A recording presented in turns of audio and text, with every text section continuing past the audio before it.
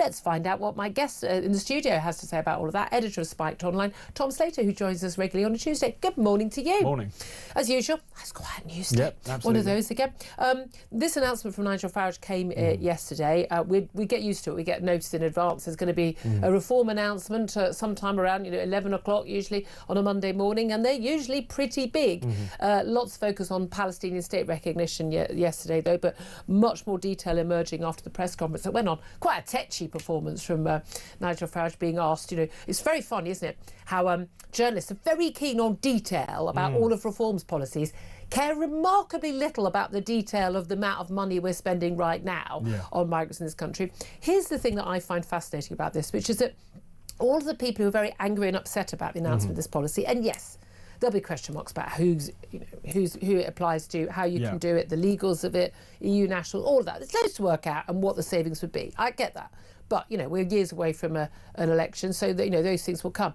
But given that all these people have been telling us for years that migration is good, it's a net benefit to the country, migrants come here to work, they make a contribution, they're not claiming benefits, this is all a horrible, horrible lie, and complaining to every possible organisation they can if you ever make these claims, why are they so concerned about foreign nationals and migrants not being able to claim benefits in this country when apparently they're all net contributors and they're not claiming benefits? So surely it applies to zero migrants because they're all contributors. They can't have it both ways, can they? No, absolutely, they can't have it both ways. And I think it's one of those things where, because so many of the arguments which were made in favour of the status quo, in favour of mass migration, have started to unravel, the Overton window on that question has shifted even amongst economists in a really fascinating way.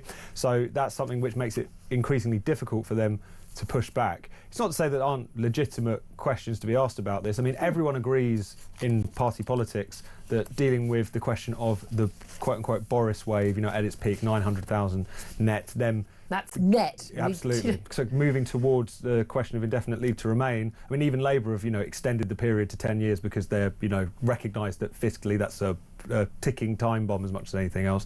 But there are broader questions. If you just kind of cancel the whole scheme overnight, not over a time-limited period, but across the piece, that's going to produce a lot of questions. What about Hong Kongers? What about Ukrainians? Also, what about people who may have been in the country for a long time, have British children? Married to Brits. Married to Brits. I mean, I think it wouldn't take many case studies and stories of people like that, someone's neighbour's wife, being put through the ringer, for people to start wondering if this is the best policy. But I think the question is that Reform are just making the political weather at the moment, and it's and very as you say, they are changing the tone of the debate. They have pushed Labour's policy massively and Tory policy massively.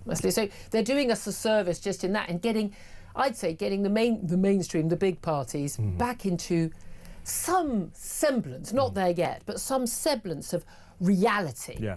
And understanding where the British people are. I don't think they'll get all the way. I think Reform are very much leading the way there. But as you say, look, they say basically showdown with the EU. We're told over massive cuts he plans to welfare spending. They reckon some 430,000 non-EU citizens currently have indefinite leave to remain, but 4.12 million EU citizens have applied for settled status in the UK.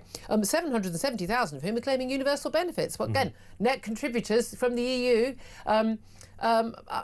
But we have Brits who are claiming benefits in other European countries. The reality is that, of course, far more Europeans have come to Britain than Britons have gone to live and claim benefits in other countries. Yeah, exactly. It is a simple matter of fact because we don't all speak fluent sodding Polish and Romanian and Spanish and an awful lot of people do speak English, and we have lower requirement rules for a lot of that. But I mean, the Irish, I can't see how this applies remotely to the Irish. That they come under law going back common travel area and all that. Common travel area. I mean, again, Irish people are not, to all intents and purposes, foreigners. Irish nationals. I mean, Republic of Ireland are not all, to all intents and purposes, in law, foreigners in this country, free movement, etc., regardless of the EU.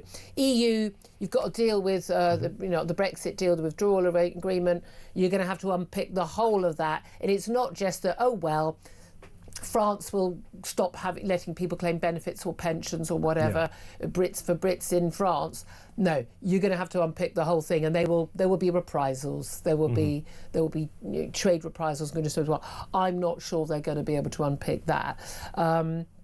Spouses, again, you should say that's an issue, but again, it's already an issue if you are a British person and you fall in love with someone overseas, getting them into the country. Numerous occasions where people, the Canadian partner who doesn't have a good enough job and you don't have a job that's... seems to me that if you're born and bred in this country, if your partner speaks fluent English, that's an important thing. I'm not having people who've come here and then, I'm going to bring my wife from Pakistan or Bangladesh from some village where she doesn't speak a single word of the language and can make no contribution. No, sorry, I'm not entirely sure that's going to be a benefit to this country. But you've got issues there. Hong Kong, they are from it was a British territory. They have British passports. Won't apply to them, I'm sure.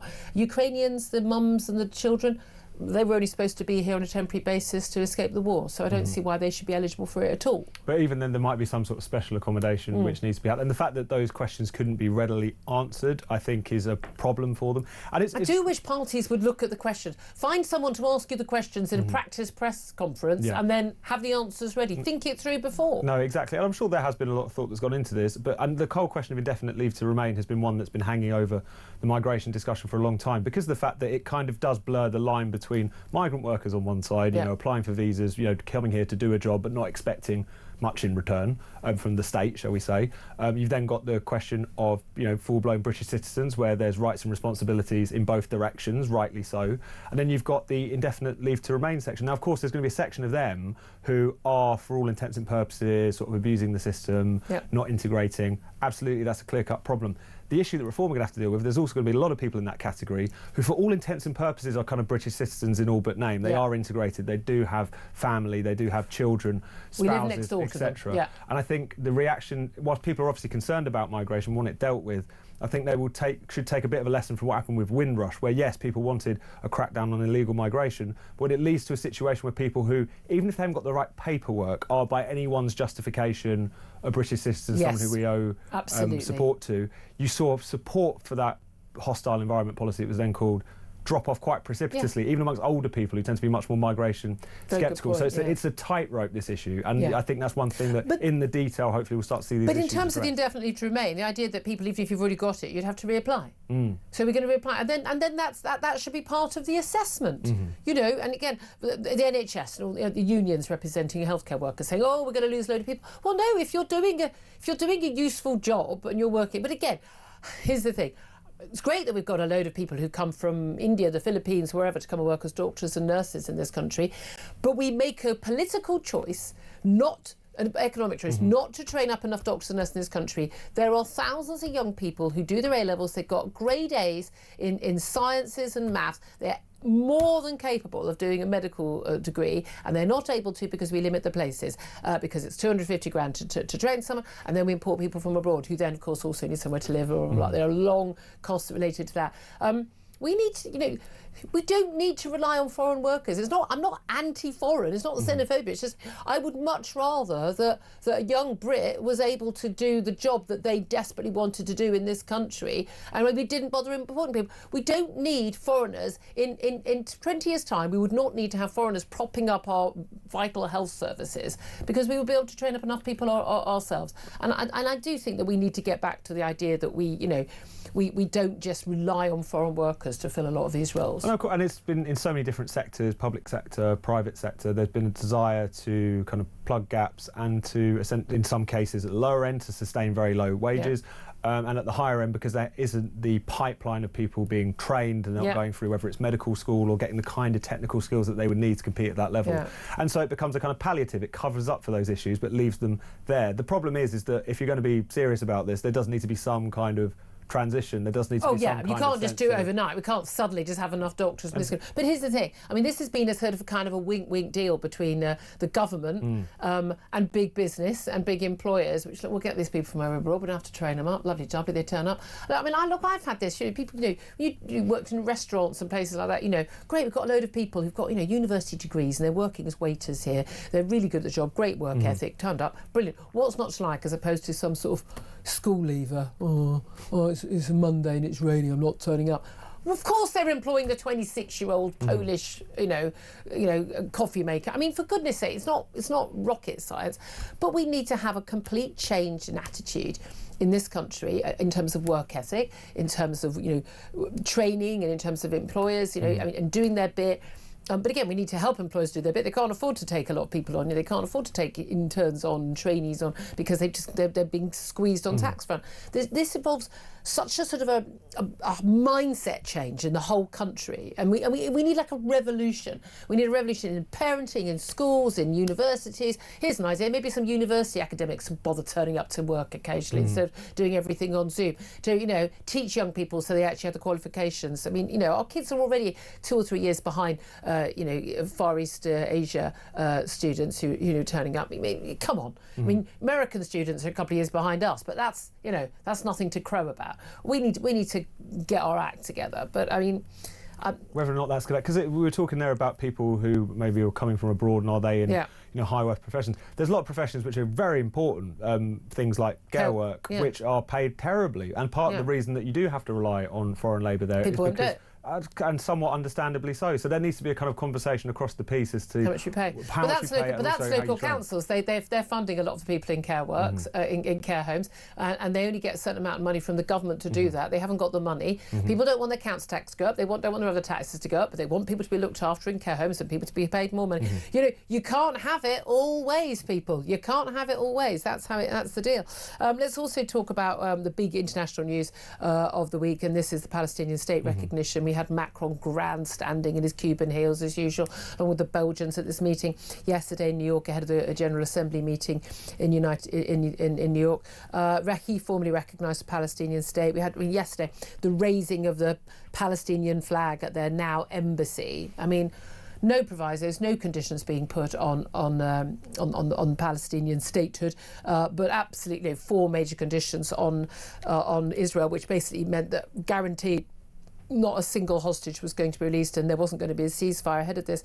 And then yesterday, Keir Starmer had the cheek to then wish peace, health and sweetness to the Jewish community in Britain, wishing them a happy Jewish New Year, Rosh Hashanah. I mean, just 24 hours after basically rewarding rewarding Palestinian statehood to Hamas, the terrorists who murdered, raped, mutilated, tortured, beaten, took hostage and are now starving still, dozens of people in Gaza. I mean, what an insult. The man, I mean, read the room, Starmer, read the room. And that's one thing that maybe he doesn't quite recognise, but he really should, is that this recognition of Palestine has gone down like the proverbial cup of cold sick amongst the vast majority of British Jews. There's a whole spectrum of opinion amongst British Jews, amongst Israeli Jews, amongst Israelis full stop, about the war, about its government, about whether or not it should carry on, about also the kind of question of how you go forward with peace, although understandably so views have hardened significantly since October the 7th. And yet, to a man and woman, they've basically been at one with their shock and horror, apart from to be respectful to them, the relatively small number of very pro-Palestine, kind of anti-Zionist Jews who are knocking about.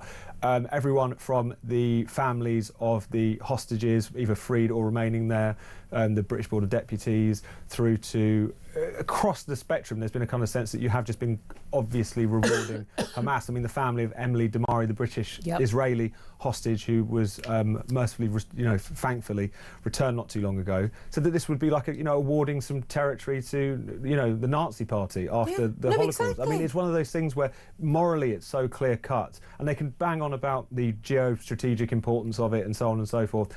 We know that this was an electoral calculation.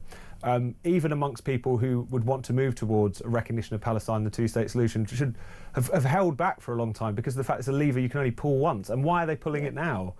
It's for no other reason than the most base political motives, and we can all see that the whole thing is just appalling. Well, yesterday on the show we spoke to the brother of Evia David.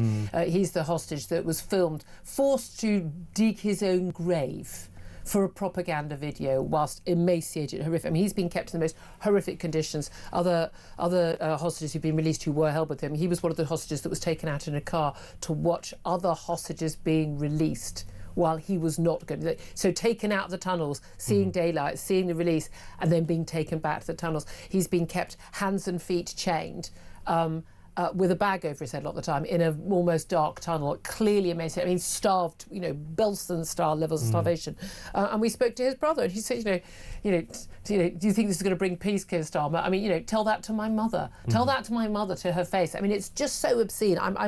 I'm beyond angry about this. I struggled all day yesterday not to say very, very bad four-letter words. But don't worry, Keir Starmer has demanded that the Palestinian Authority, that's run by Fatah, but by the way, in the West Bank, by the way, would definitely be defeated by Hamas if there were an election. Why? Because Hamas has delivered recognition of a Palestinian state. That's the reward they talk about.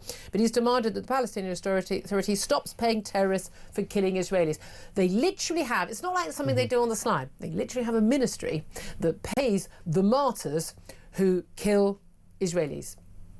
I mean, that's literally what the government of the Palestinian Authority does. And those, by the way, are the so-called moderates. And this is the president which Mahmoud Abbas visited Keir Starmer in London not only a couple of weeks ago. These are the supposed partners for peace. And this points to not only what a moral quagmire this is, but also how practically impossible it is. So whenever you get into these discussions, the Labour Party, whoever, will kind of just naturally assume that the Palestinian Authority, led by Abbas, is the kind of the moderate in the room. And for the reasons you suggest, that's completely nonsense.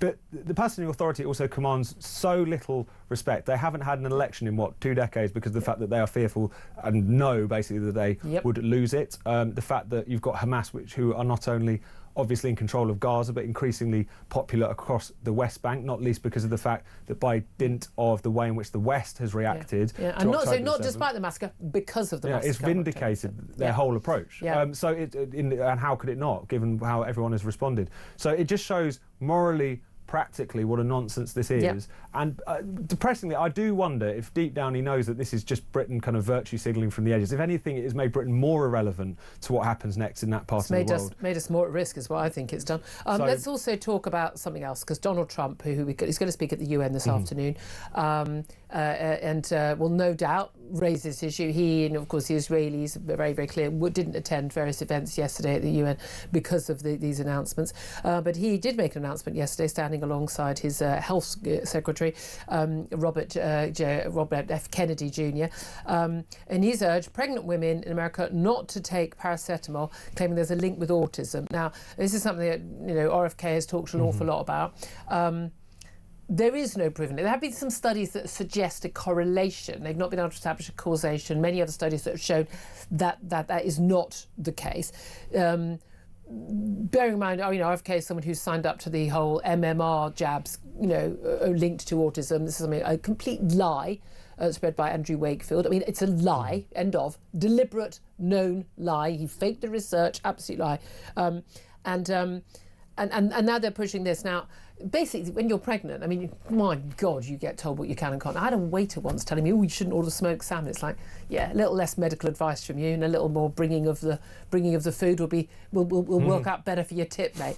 A lot of people don't have a clue what you can and can't take. You are allowed to take paracetamol, but you shouldn't take it unless absolutely necessary. If you've got a fever, you should just randomly take drugs of any kind when you're pregnant. But this is worrying, because this is supposed to be put out as the explanation for why we've got this rise in autism, when the rise in autism is clearly, obviously based on the much broader definition of what autism is. And there's been no rise, by the way, in the most severe cases of autism. That's a giveaway, that it's just a wider definition, but also increased diagnosis, increased awareness of it. And yet this lie has been put out, and this by I'm sorry, but Donald Trump is the man who did suggest that drinking disinfectant, i.e. bleach, could cure you of COVID. I mean, for goodness sake, this is not science. No, not at all. And it's one of those things where obviously Donald Trump has played pretty fast and loose with medical science in his own way. RFK Jr., as you say, is someone who is not only kind of anti-vax and not just COVID vax, but ones that have been established for a very long time, despite these lies that were put in them, MMR and so on. But kind of conspiratorial as well. Like, he's an interesting character, RFK Jr. I can understand why a lot of people kind of rallied to his campaign when he ran for president. I mean, calling out Big Pharma, Big Pharma does lie all the time and shouldn't be trusted. You can be a little bit right. I've got no issue with that. You can be a little bit right and also very, very wrong at the same time, and I think that's RFK Jr. on a lot of these questions. As you say, there's just not the evidence for it. Now, of course, I understand and lament the fact that particularly how the medical and scientific establishment and Big Pharma have carried on over the course of the past 5 years, COVID in particular, has shattered a lot of people's trust. But there's a difference between scepticism and cynicism, and I think sometimes we're slipping into the latter. But the medical establishment, they say, well, people don't trust us anymore. Well, yeah, okay, and there's a lot of distrust over MMR, and again, that was just clearly just a grifter, genuinely telling lies. But people look, oh, but I know somebody, there's always that.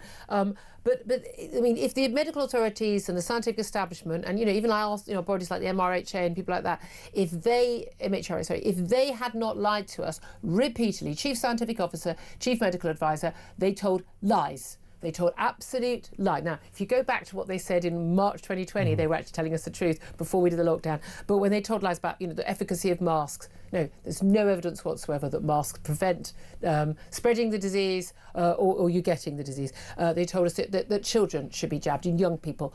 Absolutely not. The risk-benefit analysis, very, very clear, and the scientific establishment established that and then backed down on it with no new evidence.